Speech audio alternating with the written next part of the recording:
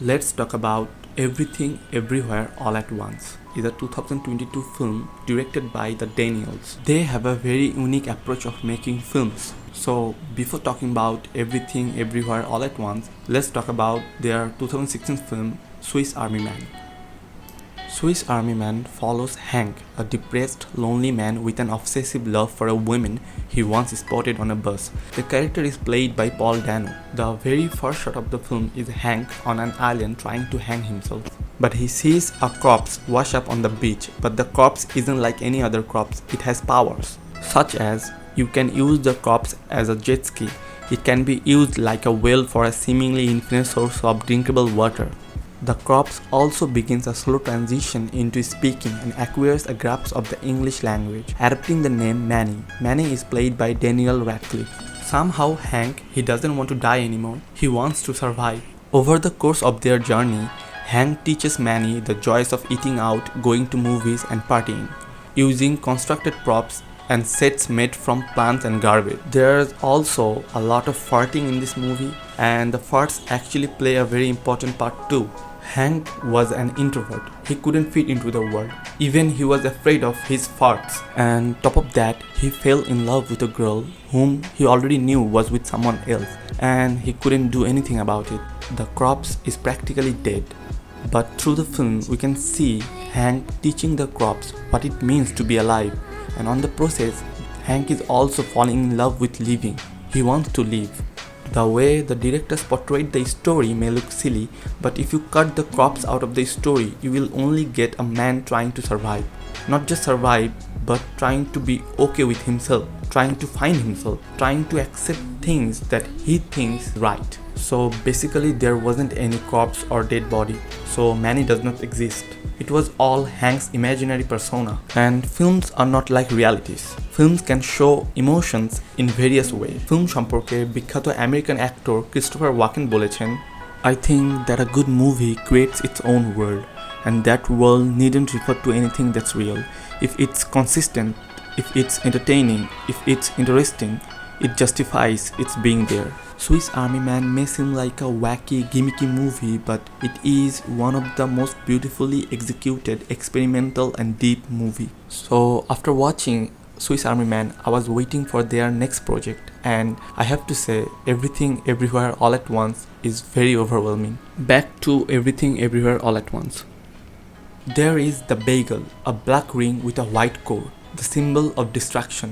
And there is the Google Eye, a white disc with a black core, and it gives life to everything. A mom trying to get her daughter back, a wife trying to fix her divorce, a daughter herself trying to get over the guilt that she left her parents. She is so busy in the shop and with all the responsibilities and taxes, she simply doesn't have time for her own. And all her multiversal self is somehow broken in their own way. Just like the Daniels' previous film, Swiss Army Man, there is a lot of things happening in this movie too.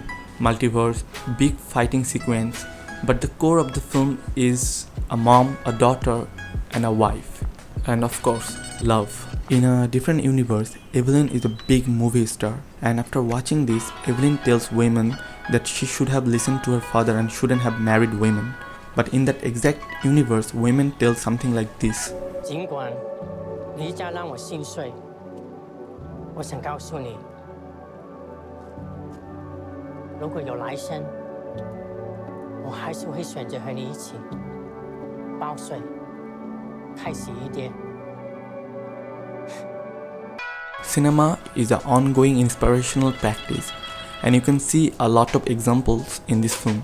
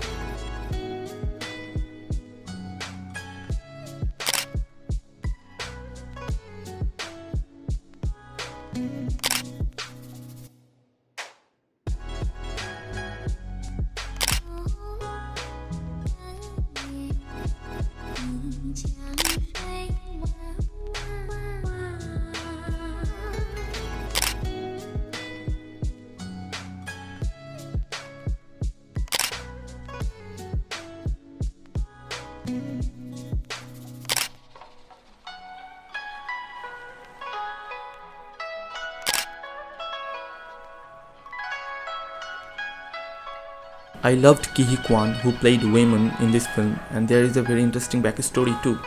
I make that difficult decision to step away, not because I didn't love it. I really love it, but there was just not a lot of opportunities for me at that time. So I was content working behind the camera all these years until 2018, when a little movie called The Crazy Rich Asians came out.